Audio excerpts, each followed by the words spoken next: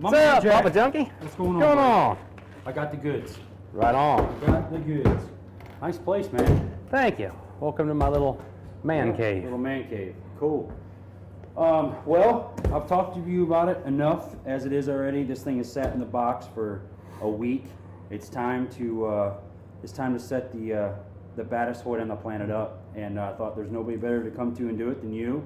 And you know, you only live an hour or so from me, so be able to come down here on a Thursday and hang out and kind of be able to bring the fans into kind of an inside world, you know what I mean, that they've never seen before, as far as we're really going to go in depth and try to build the baddest target bow we possibly can. Okay. So let's, if you don't mind, man, let me peel the coat and let's get into it right away. Cool. It's a hot new toy. It'll be fun putting it together. Yeah. Awesome.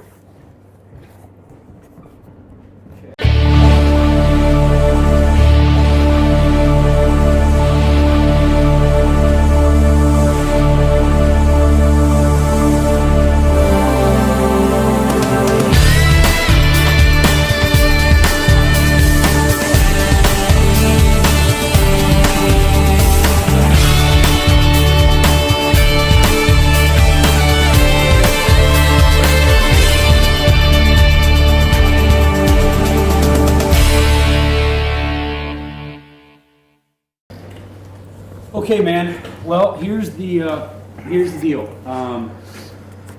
I want to approach this build like 80% of everybody else that's out there. Okay. You know, there's a very small percentage of pros, number one, and number two, there's even a smaller percentage of pros that are even full-time pros. And I'll just say that. Yeah.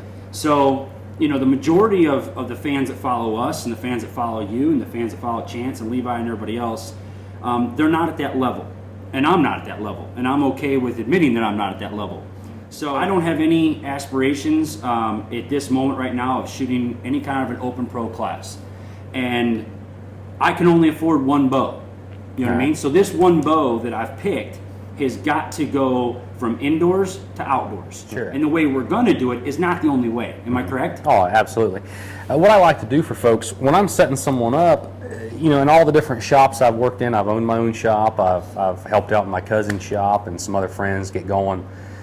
When somebody comes in and they want their toys set up, I try really hard to set them up like I would my own. Sure. Because I love archery and I want somebody to have fun with it. And the fact is, I can't help it. Having fun is hitting what you're aiming at. Absolutely. You know, if you're busting the balloon at 5 yards, that's fun. You know, if you're hitting the bullseye at 20 or you're judging the yardage and hitting that animal at 50, that's all fun. And that's really what I want to try to help everybody do. So when we go through stuff, I have opinions on stuff, and everybody does. Yeah. But mine's based on 31 years of shooting and shooting as a pro since 95, and just with everything that I've been through and learned, I sure hope that I can share a few things from now on and anything we got coming in the future that I might be able to tell you something in 5 minutes that saves you a year of irritation. So, and your style is different than Jesse's style. Sure. Your style and Jesse's style is different from Tim's style. So everybody has their own style, which makes you guys individuals. But you know, being that I have you as a resource, I'm obviously going to capitalize on that and obviously try to relay that to the fans back home. Sure. That, you know, you may have little Johnny in Oklahoma that is never going to get to a pro-am, never going to get to anything to be able to have this conversation with you. Their emails kind of get lost in the flutter of everything else. And if we can show them, you know, how you would set up my pro comp, actually my pro edge the way you would want to, maybe they can follow these instructions at home and it can, like you said, save them 5 years on one little tip or trick. So I have been engineered to be launched from today's high-performance shooting equipment. I must withstand and deliver over 80 foot-pounds of energy, shot after shot after shot, powering through hide, flesh, and even bone. From the tournament trail to the trail head, when I return to my quiver, I'm still straight. I am Gold Tip, the toughest arrow you will ever shoot. okay. So, and one of the first things, obviously, that we need to do is throw these brand new platinums on and explain to folks, you know, at home, this is the first time they've gotten to really see them. Explain to folks at home what platinum is all about. Okay. I had worked on strings for a few years. I used to make a lot of my own stuff, and so many pros do. Sure. You know, whether or not They always admit it. That's one thing. But the fact is, our string is so important. Very, very important. I've said it before. The string is to archery what the bat is to baseball. This transfers all of our energy. And a lot of folks at home may not realize what each component of the string, if it were to move or to change, what it can do to your arrow impact. And the fact is, if you get something like a bus cable move on a lot of bows, your loop's going to go up. You're going to shoot lower. You're going to lose poundage. You're just going to impact lower. Period. Whether at known distance or whether you're judging distance shooting 3D. A few things I worked on I needed to fix. I wanted to fix no movement, no creep or stretch or elongation or any other words When that you you talk hear. about creep, you're talking about the cams creeping, correct? I'm talking about the string moving during competition. Sure. If I get out there, Temperature. absolutely. Like right now, we're in Ohio. This is a 9. horribly cold day today. 9 It's degrees 9. outside. There's like 6 inches of Although snow in on the ground. Montana, I hear it's like minus 20. So Oh I'm yeah, sorry. yeah. Anybody lives there, I Yeah. feel bad for you. I think Ohio is bad enough. Yeah. But if I leave here and my bows are correct, and I go down to this first ASA in Florida this season, and it happens to hit 70, which it might, a poorly built string, it could move. I needed to eliminate that stretch, that movement, that creep, that elongation What does in the movement strings do? itself. Movement changes the timing, correct? It moves where your cams are positioned. Now, for some folks that feel like, well, I have a single cam bow, or I have a this or a that, and I don't have timing. Well, you do have an optimum rotation, and you do have a place where you set your loop, and if something moves and that loop shifts, you're going to hit in a different place.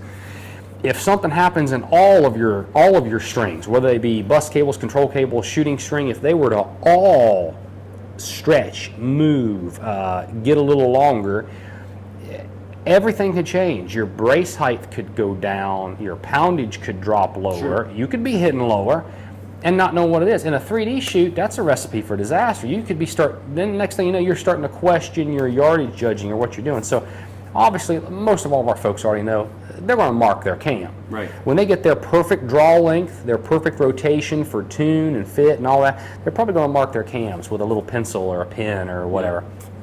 But if you have a poorer quality string, a lesser quality string, you could get movement out of the string, or some cams are very, very aggressive. Sure. There's a lot of cams out there that are just known to pull a little harder, hold a little more weight. They're more efficient cams. Like the spiral cams. A spiral cam is a powerful cam. Now, it's also incredibly accurate. Sure. Very precise. So that's why you see all the dot guys for the most part are using it, all the 3D guys for the most part are using it. It's my favorite cam. But I hate it. But it can be rough. It's a rough cam. It holds some weight. It's a manly cam. Yeah. Well, the fact is, if you have a lesser quality string, your serving could separate. Your serving separates, open up, moves. What happens? You could instantly start having more let off. Changes the feel of your shot. And again, your impact can change. I wanted a string that no matter what the temperature, no matter where we were going, my string wasn't going to have any chance of lengthening out on me, moving anywhere during the shoot, and I couldn't have any serving separation. Sure. The other thing I did with Platinum was, given like how I liked to make the strings, and given all the machinery and the capabilities that ABB had, like with EST, their equalized strand technology, to be able to keep the pressure on those strands equal through the whole building process, I couldn't do that. At home, with my little jigs that I could just go buy, they might have coiled springs. Well, as I'm stretching and settling in, I might have started on 400 pounds and look at it now it's on 300. Well, I'd have to crank it back up, or I'd start on 3 and maybe now it's on 2. That's not the case with a Platinum. It's under equal strand tension the whole time. That's very important. And I feel like the other big thing about Platinum is, as far as I know, this is the only string that when you place the order, if you want, you tell us the diameter you want your center serving to be. I've got professional shooters that say, I want mine 107.5 thousandths. It's hard to measure, by the way. Sure. Human hair is 3 thousandths, half a thousandth, hard to measure. But if somebody tells me their knock and they say, hey, I run a G knock, Right. I personally like about 108 thousandths on a G Or knock. like the AccuNock. If somebody says, hey, I got an Aculite knock, I like about 110 thousandths. Pretty nice on an Aculite. If somebody says, hey, I've got, you just name it, biter, very large throat on a biter, I kind of like 130 113, 114 thousandths on a biter. Somebody tells us that, we can custom set that center serving to that diameter, That's awesome. and that's really something. Then Cool. they've got something. Cool. Well, listen, man, let's get to it. We got a lot to do today in a short amount of time.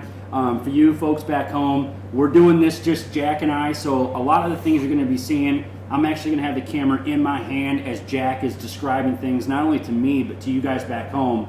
So you're going to see very small interaction with me unless we put the camera on a tripod and kind of go from there. But a lot of this is going to be point of view kind of angle from Jack as he goes through the bow and as he sets it up and asks me certain questions. And then obviously I'm going to be asking him 1,000 questions. So let's get this thing out of the box, man. Let's get rolling. Cool. I just wish I could find one place that has everything I need in archery. That too much to ask. Dad, just go to LancasterArchery.com. They have everything.